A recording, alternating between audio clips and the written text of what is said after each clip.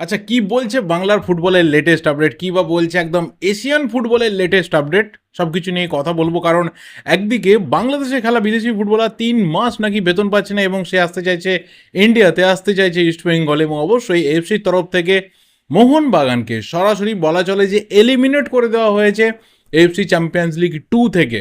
কিসের জন্য, কি কি নিয়মের ভিত্তিতে, এবং এর আফটার রিয়াকশন কি কি উঠে আসতে পারে, সব কিছু নিয়ে ডিটেলসে কথা বলবো। আর অবশ্যই ইস্টবেঙ্গল কোচ হয় আজকে রাত্রির অথবা আগামীকাল দুপুরের মধ্যে অফিসিয়াল স্টেটমেন্ট এসে যাওয়ার সম্ভাবনা থেকে যাচ্ছে ইস্টবেঙ্গল ক্লাবের তরফ থেকে। শুরুতে যে বিষয়টা বলার রয়েছে সেটা অবশ্যই কিন্তু মোহনবাগানের ব্যাপার। দেখো, দীর্ঘদিন ধরে এই জিনিসটা চলছে।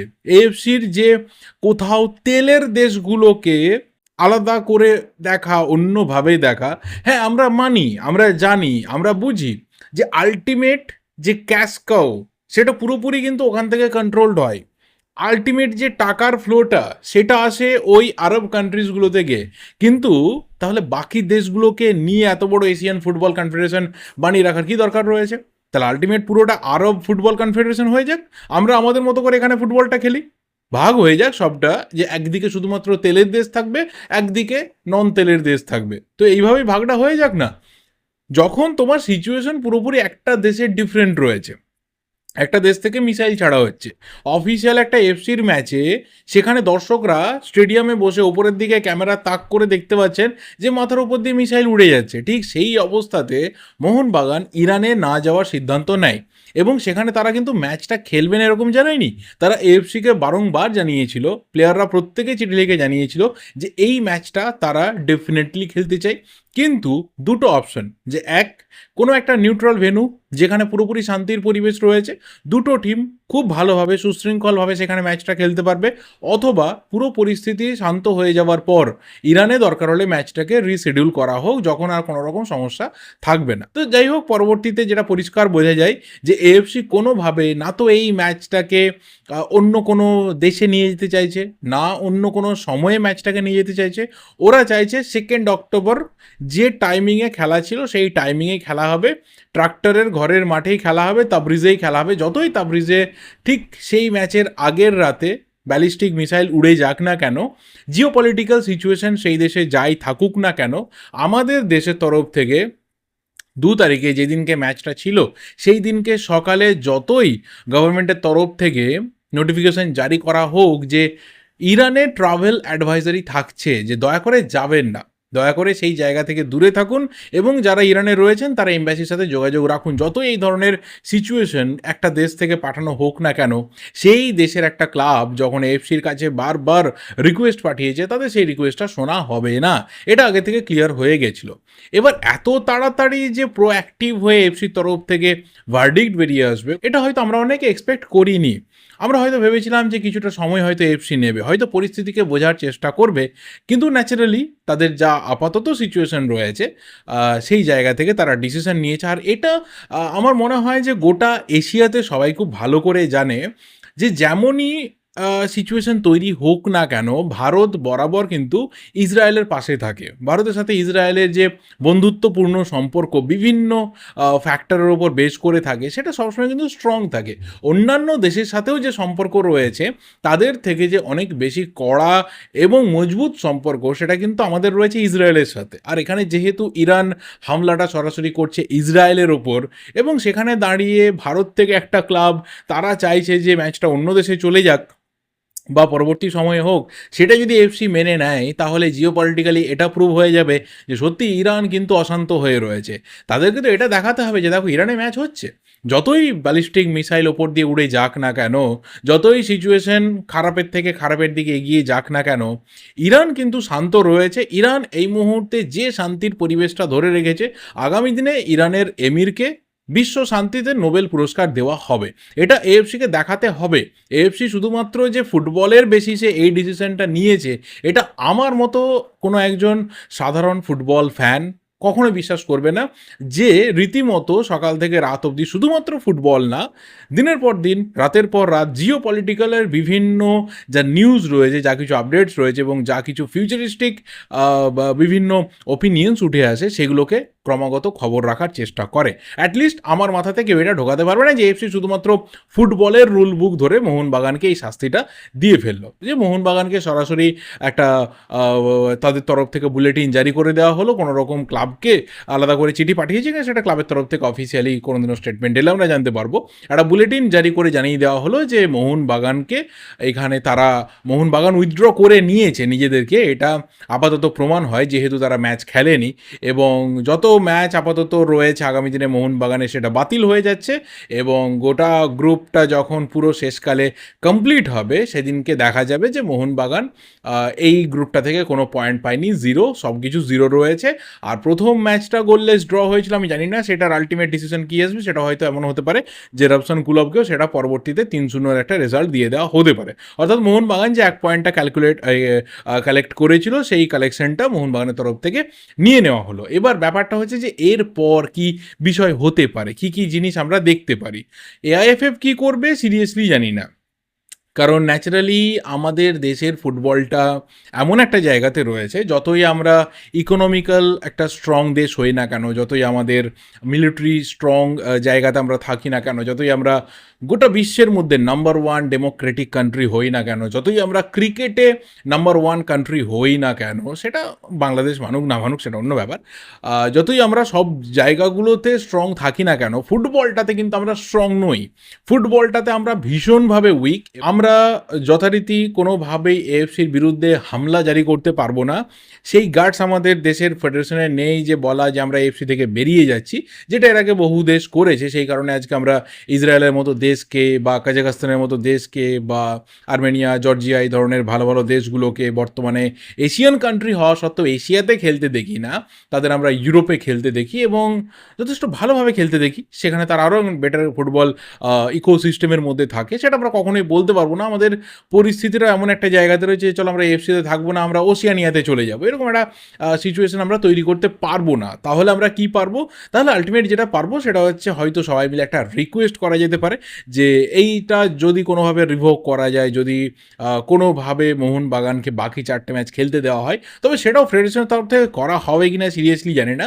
মোহনবাগানের তরফে হয়তো কিছু করা হতে পারে, মোহনবাগানের তরফে হয়তো একটা লিগালি কিছু স্টেপ নেওয়াও হতে পারে, কিন্তু তার আমার মনে হয় না যে রেজাল্টে খুব একটা কিছু পরিবর্তন আসবে বলে। তবে অনেকে তাকিয়ে রয়েছে 22শে অক্টোবরের দিকে, কারণ 22শে অক্টোবর কিন্তু আল নাসরের ম্যাচ রয়েছে ইস্তেকলালের এগেনস্টে এবং অলরেডি আল নাসর তারা জানিয়ে রেখেছে যে এই ম্যাচটা ইরানের বদলে যদি অন্য কোনো দেশে নিয়ে যাওয়া হয়, যদি কোনো নিউট্রাল ভেন্যুতে নিয়ে যাওয়া হয়, তাহলে তারা সেই ম্যাচটা খেলবে। আদারওয়াইজ কিন্তু ইরান ট্রাভেল করা তাদের জন্য টাফ রয়েছে। তো কখনোই তারা চাইবে না যে ক্লাবে ক্রিশ্চিয়ানো রয়েছে সেই ক্লাবটাকে এরকম একটা সিচুয়েশনে পাঠানোর জন্য। পরবর্তীতে সৌদি আরব কি ডিসিশন নেয় বা আল নাসর কি ডিসিশন নেয়, তার উপরে দাঁড়িয়ে এএফসি কি ডিসিশন নিচ্ছে, সেটাও কিন্তু মোহনবাগানের কাছে একটা বিরাট বড় অস্ত্র হতে পারে। যে ঠিক আছে, চলো যদি 22শে অক্টোবরের মধ্যে ইরান শান্ত হয়ে যায় তাহলে খুব ভালো কথা। আমরা চাইও একজন সাধারণ মানুষ হিসাবে ইরানের যারা সাধারণ মানুষ রয়েছেন তাদের শান্তির জন্য, যারা কোনোভাবে এই ঝুট ঝামেলার মধ্যে থাকার কথা ভাবতেও পারেন না, তাদের কথা ভেবে আমরা চাই যে দেশটা শান্ত হোক, কোনোভাবে যেন অশান্তি না হয়, কোনোভাবে কোনো অশান্তির আঁচ যেন সাধারণ মানুষের গায়ে না পড়ে। যদি 22শে অক্টোবরের মধ্যে সেই দেশটা শান্ত হয়ে যায় এবং তখন যদি আল নাসর খেলতে যায় তাহলে খুব ভালো কথা, খেলা হোক, ফুটবল খেলা হোক, অবশ্যই আমরা চাই। কিন্তু যদি সেটা না হয় 22শে অক্টোবরের মধ্যে, তাহলে আল নাসর কী করবে? তাহলে আল নাসর কি ইরান যাবে? তাহলে কি ইরানের মাটিতে গিয়ে ইস্তেকলালের সাথে ম্যাচটা খেলবে? তখন কিন্তু এএফসির কাছে একটা বিরাট বড় চ্যালেঞ্জ থাকবে যে ডিসিশনটা তারা মোহনবাগানের এগেনস্টে নিয়েছে, রুল বুক খুলে যেটা দেখিয়ে দিয়েছে যে আর্টিকেলের এই ধারা অনুযায়ী মোহনবাগানকে শাস্তিটা দেওয়া হলো, তাহলে কি সেই একই ধারাতে আল নাসরের বিরুদ্ধে শাস্তি আসবে? তখন কি করবে গোটা এশিয়ান ফুটবল কনফেডারেশন বা আরব ফুটবল কনফেডারেশন এবং তার সাথে সৌদি আরবিয়া, সব দিকেই কিন্তু নাটক জমে যাবে। তো চলো ঠিক আছে, যে জিনিসগুলো হবে সেটা হচ্ছে যে মোহনবাগানের সামনের 4টে ম্যাচ আর মোহনবাগান এএফসি চ্যাম্পিয়ন্স লিগ 2-এ খেলতে পারবে না। দ্বিতীয় ব্যাপার হচ্ছে যে কোনো কোএফিসিয়েন্ট এএফসি চ্যাম্পিয়ন্স লিগ 2 থেকে ইন্ডিয়াতে আসছে না, সেটা এসে যাবে 0। এবং তার পাশাপাশি আগামী দিনে যখন পরবর্তী ক্যালকুলেশন হবে 2025-26 বা 26-27 আমাদের স্লট রয়েছে, প্রবলেম নেই। 27-28 যখন স্লট ক্যালকুলেশন হবে, যখন কোএফিসিয়েন্টকে ধরে ক্যালকুলেশন হবে, সেই 27-28 গিয়ে আমরা ডিরেক্ট একটা স্লট পাবো না ইনডিরেক্ট স্লট পাবো, সেটা তখন কিন্তু ম্যাটার করে যাবে এই বছরের এই এএফসির তরফ থেকে নেওয়া একটা হিটলারি সিদ্ধান্ত। তো দেখা যাক ফাইনালি কি হয়। Now next thing is related with East Bengal, এবং ইস্টবেঙ্গলের কোচ অস্কার ব্রুজো, তিনি যে হচ্ছেন এটা প্রায় এখন চূড়ান্ত হয়ে গেছে বলেই আপাতত শোনা যাচ্ছে, এবং আজকে মাঝরাতের মধ্যে না হলেও অন্তত কালকে দুপুরের মধ্যে যা কিছু ইনফরমেশন উঠে আসছে যে ইস্টবেঙ্গল ক্লাবের তরফ থেকে অফিসিয়ালি অ্যানাউন্সড করে দেওয়া হবে যে অস্কার ব্রুজো তিনি নতুন হেড কোচ হিসাবে এই সিজনে দায়িত্ব নিতে চলেছেন।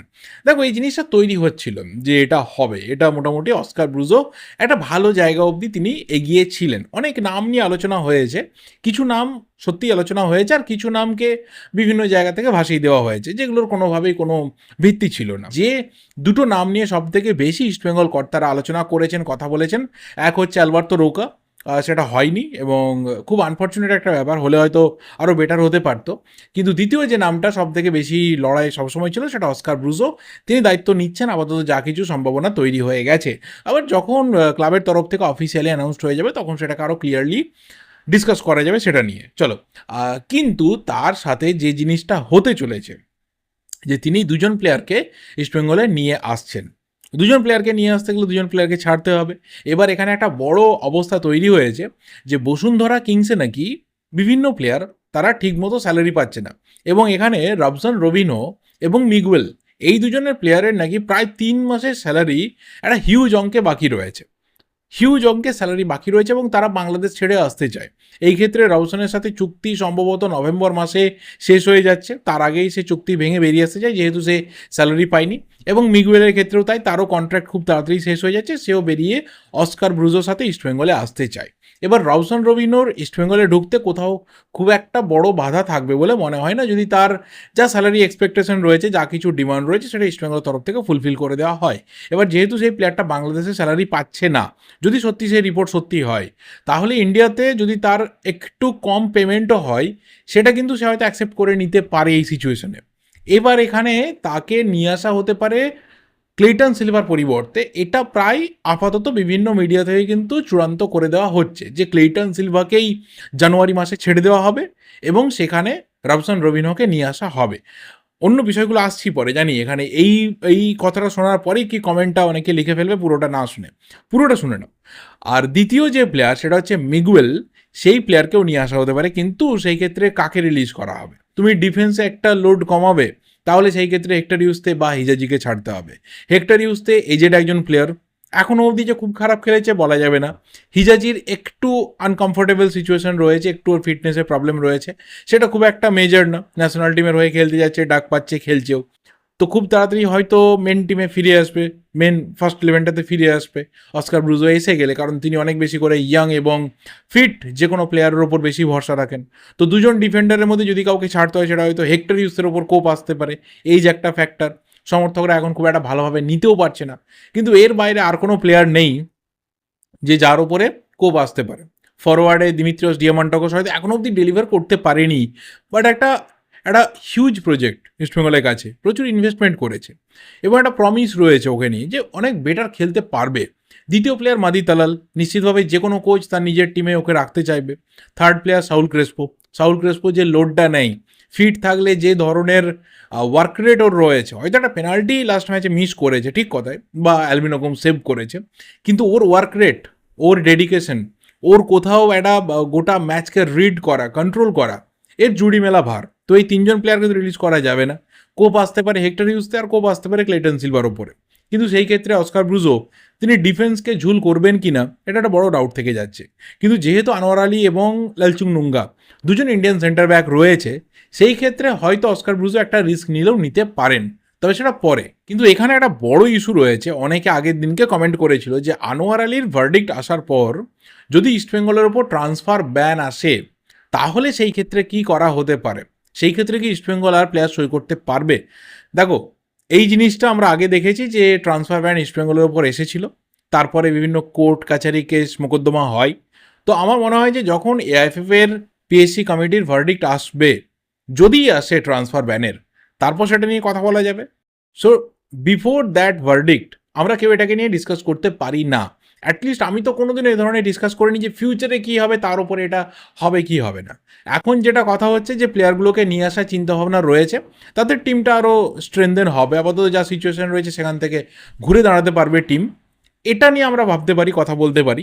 কিন্তু একটা ভার্ডিক্ট আসবে কি না, সেই ভার্ডিক্টের ওপরে কী কী হতে পারে, তার জন্য অনেক কিছু কনসিকুয়েন্সেস রেডি করা থাকবে।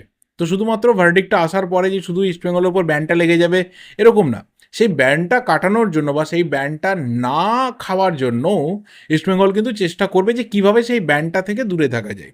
তো সেটা যখন আসবে বা যদি আসে তখন সেটা নিয়ে কথা বলা যাবে, আর না এলে তো এখানে কথা বলার কোনো প্রশ্নই থাকছে না।